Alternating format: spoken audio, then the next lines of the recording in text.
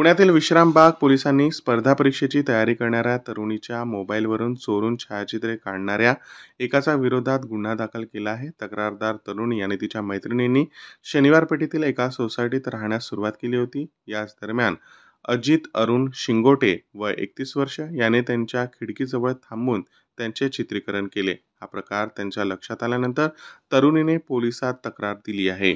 Vishrambag police ठाण्यात दाखल करण्यात आलेल्या या गुन्ह्यातील तपास पोलीस उपनिरीक्षक सुप्रिया पंढरकर करत आहेत. सध्या मोबाईल तरुणींची छायाचित्रे चोरून काढण्याच्या घटनांमध्ये वाढ झाली असून अशा प्रकारांमध्ये अनेक चित्रीकरण समाज माध्यमांवर प्रसारित होण्याच्या घटना घडल्या आहेत.